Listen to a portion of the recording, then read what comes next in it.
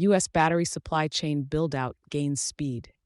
Efforts to localize battery supply chains in the United States are beginning to translate into physical infrastructure as projects backed by federal incentives move forward.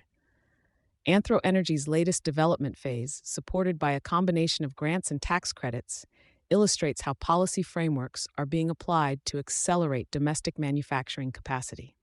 The project has secured approximately $24.9 million in grant funding alongside $18.4 million in tax credits, reflecting a broader push under recent U.S. legislation to stimulate private investment in critical materials production.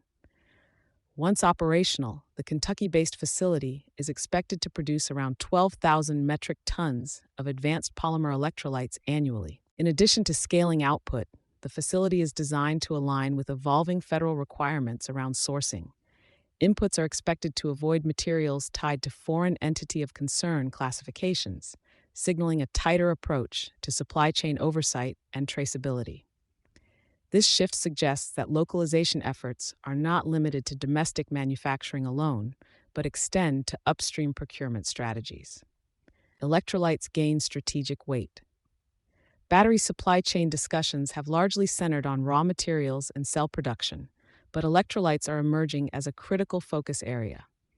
These materials play a central role in determining battery performance, lifespan, and safety, factors that are increasingly important as electrification expands across industries. Energy's polymer-based approach targets some of the limitations associated with traditional liquid electrolytes, particularly the balance between energy density and operational safety.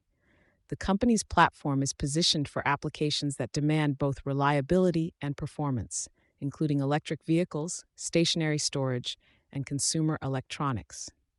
The facility's projected capacity reflects demand across multiple end markets, underscoring how battery adoption now spans sectors beyond automotive. At the same time, the project highlights the role of regional development strategies. Kentucky continues to attract advanced manufacturing investments, with workforce development initiatives and training partnerships expected to support long-term operations. While the expansion marks measurable progress, it also points to the broader scale of the challenge. Establishing a fully domestic battery supply chain will require continued investment across extraction, processing, manufacturing, and recycling. Projects like this address specific gaps, but also reinforce that supply chain resilience will be built incrementally rather than through a single breakthrough.